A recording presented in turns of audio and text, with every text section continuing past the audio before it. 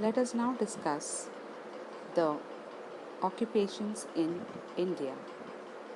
Unlike Brazil, India's agriculture contributes more towards GDP and also engages a large chunk of population.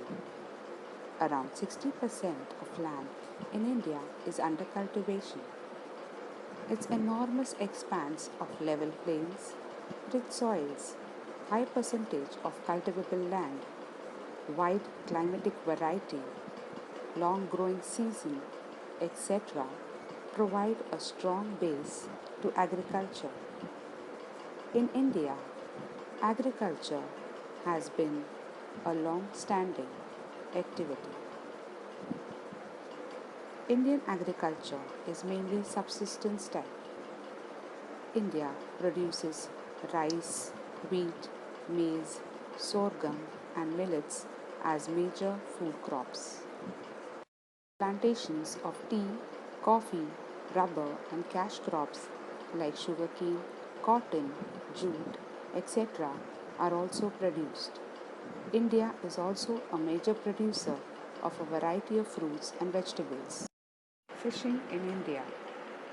Fishing plays an important role in the economy of India.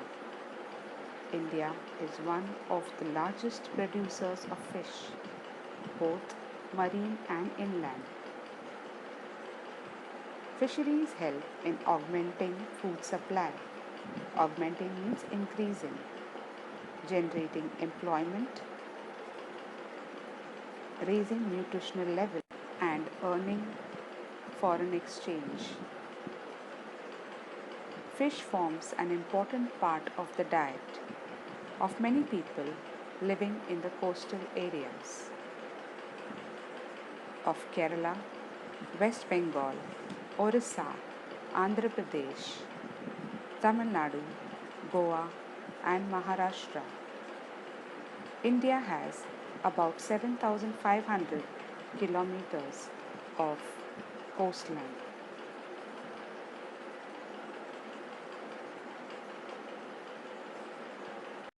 Marine fishing, accounting for about 40% of the total annual production of fish and being confined to coastal waters in the west from Kutch, Malabar coast to Coromandel coast in the east. Major fishes are sardines, mackerel, Bombay ducks, and prawns. On the eastern coast, the important fish are horse mackerel, clupids, and silver bellies.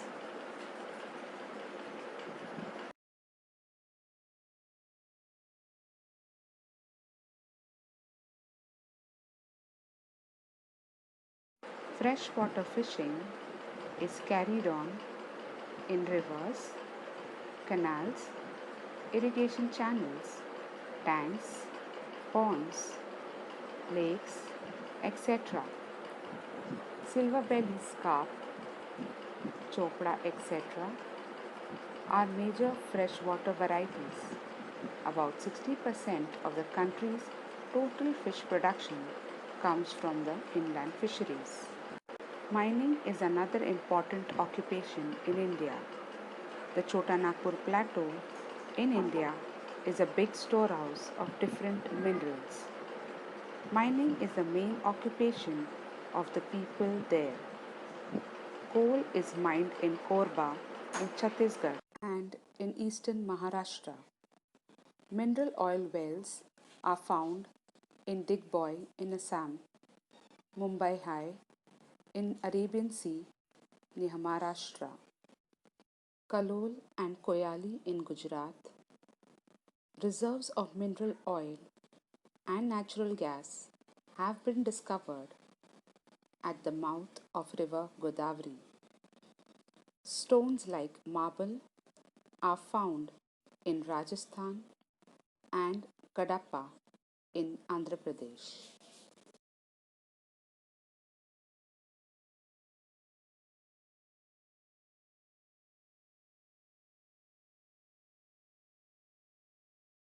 Industries in Brazil. Major industries include iron and steel production, automobile industries assembly, petroleum processing, chemicals production, and cement making. Technologically based industries have been the most dynamic in recent years, but have not outpaced traditional industries, which means it has not pushed out the traditional industries. Similarly, food processing like sugar industries, cotton textiles, silk and woolen industries have developed well. Most large industry is concentrated in the south and southeast. The northeast is traditionally the poorest part of Brazil, but it is beginning to attract new investment. Let's understand the industries in India. The distribution of industries in India is highly uneven. This is so partly on account of uneven distribution of the necessary raw materials and power resources, and partly due to the concentration of enterprises, financial resources, and other necessary conditions in large towns. Industries are not evenly distributed in India due to various reasons like raw materials and power resources, the financial resources, and businesses and other necessary conditions in large towns. Jharkhand, Orissa, adjoining Chhattisgarh, and Madhya Pradesh, parts of Rajasthan, Karnataka, and Tamil Nadu account for most of the reserves of metallic minerals. This area, therefore, particularly the northeastern part of the peninsula, has a very high concentration of heavy metallurgical industries, with almost all the steel centers situated here. Metallurgical means the technique of or science of working or heating metals so as to give them certain desired shapes or properties. The technique or science of making and compounding alloys. Availability of large quantities of coal and refractory materials, along with cheap power from the Damodar Valley Corporation and a number of thermal power projects, has added to the advantages. Refractory means a substance that is resistant to heat, that can bear heat. Rajasthan has copper, lead, and zinc. Karnataka has steel, manganese, and aluminium. And Tamil Nadu has aluminium metal industries.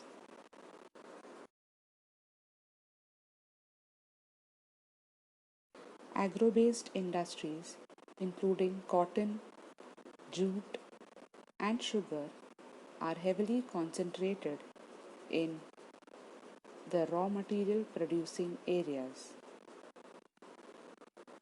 As these products have less shelf life or are perishable, they are situated in the raw material producing areas.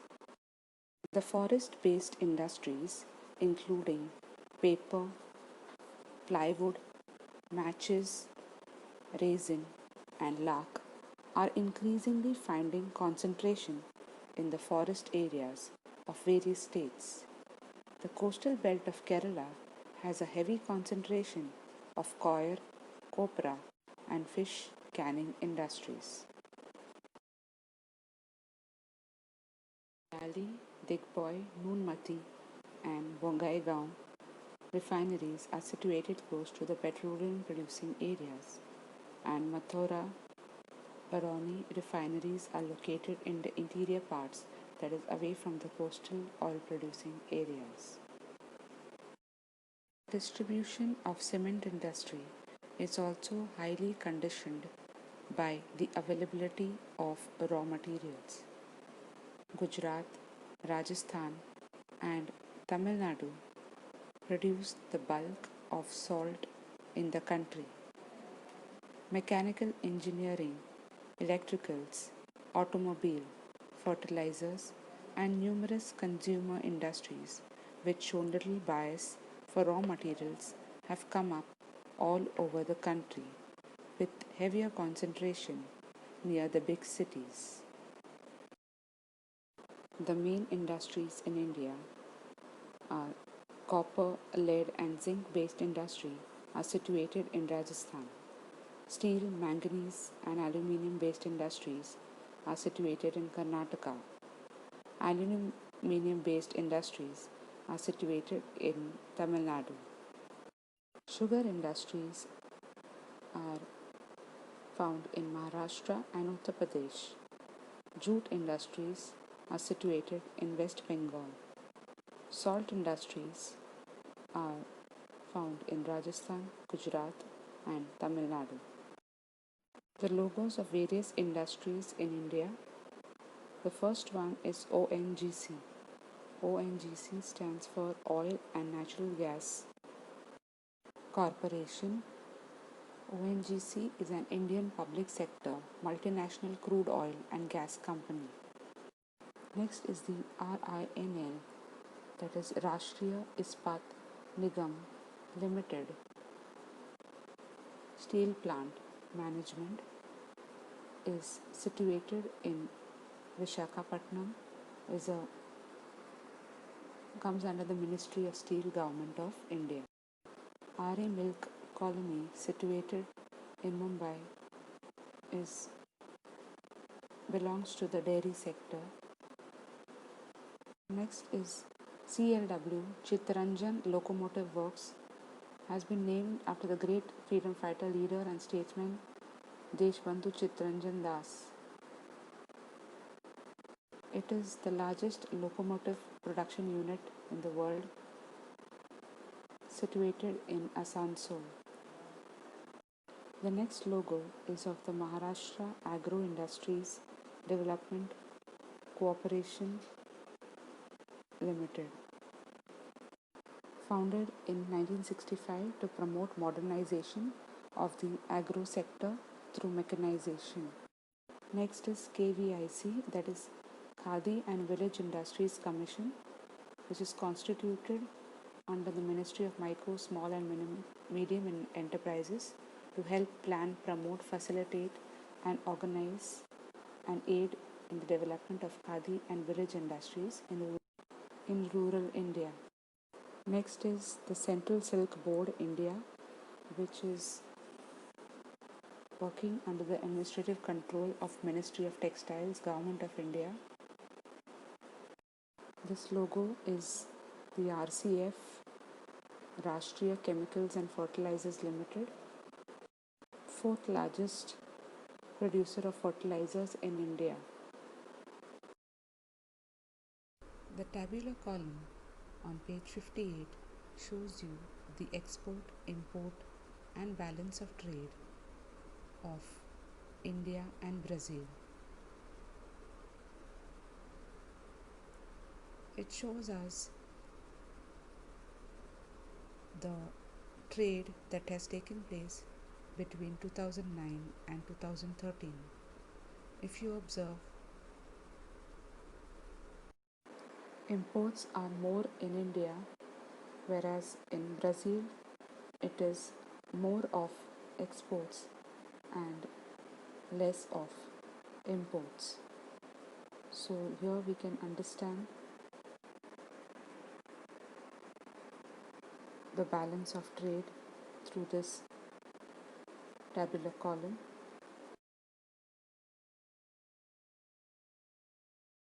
Balance of trade.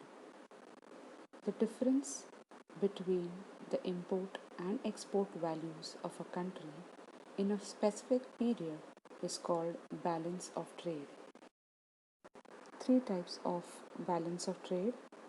When the value of imports is more than the value of exports, it is called unfavorable balance of trade. Then we have when the value of exports is more than the value of imports, it is called favorable balance of trade. And the third one is when the value of exports and imports is almost the same, it is called balanced balance of trade. So the three types are favorable, unfavorable, and balanced balance of trade. In which country exports exceeds import in all the years? It is Brazil. Brazil's balance of trades belongs to which type? The answer is favorable. India's balance of trade belongs to which type? The answer will be unfavorable type of trade. Let us now see the trade in India and Brazil. Imports in India, it is petroleum, machines, pearls, precious stones, gold, silver, paper, medicines, etc. Brazil imports machinery, chemicals, chemical products, fertilizers, wheat, heavy vehicles, mineral oil, lubricants, etc. India exports tea, coffee, spices, leather, goods, iron ore, cotton, silk textiles, mangoes, etc. Wherein Brazil exports iron ore, coffee, cocoa, soya bean, sugar, tobacco, oranges, bananas, etc. Let us see the trading partners. India trades with, or the major trading partners with India are UK, USA, Germany, Japan, China, Russia, etc. And Brazil's major trading partners are Germany, USA, Canada, Argentina, Saudi Arabia, and India. Now let us see the contribution of trade in GDP, that is a gross domestic product. India contributed nearly 40%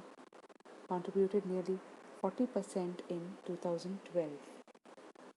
Brazil's contribution of trade in GDP in the year 2012 is nearly 25%. Let us understand the India-Brazil ties. Answer the following. What does BRICS stands for? BRICS is an acronym for the powerful grouping of the world's leading emerging market economies, namely Brazil, Russia, India, China, and South Africa.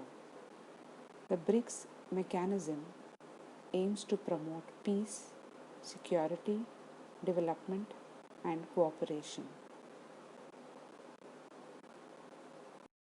When was it established? BRICS was established in the year 2010. What are the objectives of this bloc? Some of the objectives of BRICS are to provide technological information, exchange among member countries, to improve education of the BRICS nation, economic cooperation, bridging the gap between the developed and the developing countries, climate change, cultural tie-ups, and assistance in projects, finances, trade extension. Next question, the countries of which continents are not a member of this bloc? The countries in the continents of North America, Australia, and Antarctica are not members of this bloc. In which continent do the member countries lie? Asia, Africa, Europe, and South America. To BRICS. Brazil has opened up a strategic partnership with India. There have been agreements for bilateral investments between India and Brazil. Indian companies set up industrial centers all over Brazil and have invested a lot of capital. Indian companies have invested in the IT, pharmaceutical, energy, agribusiness, mining, engineering, and auto sectors. The Brazilian companies have invested in automobiles, IT, mining, energy, biofuels, and footwear sectors. In India,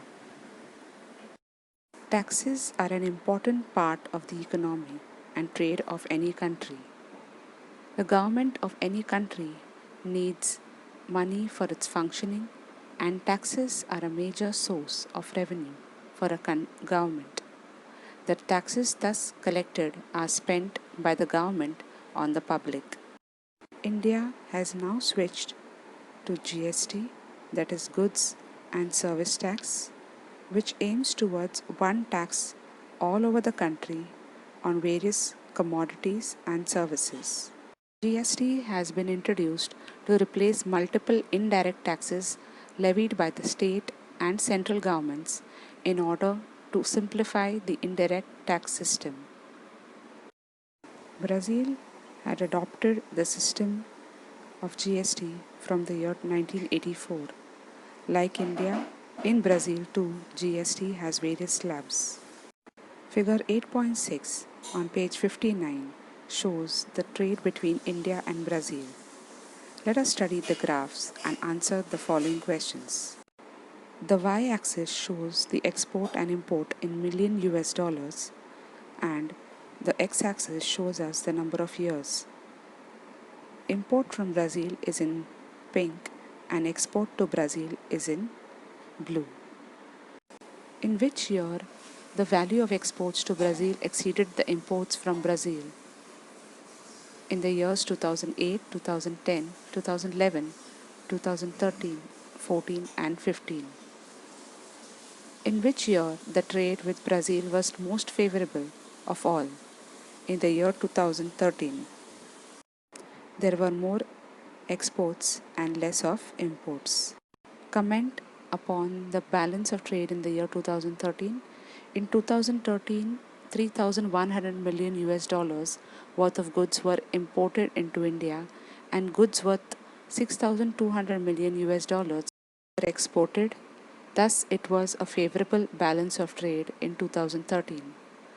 From which year the value of exports to Brazil have exceeded the value of imports from Brazil? If you look at the graph, from 2010 to 2015, the value of exports to Brazil have exceeded the value of imports from Brazil, except in the year 2012, it is the value of imports have exceeded the value of exports to Brazil. So boys, now we have completed the chapter. Kindly read the lesson and prepare your answers.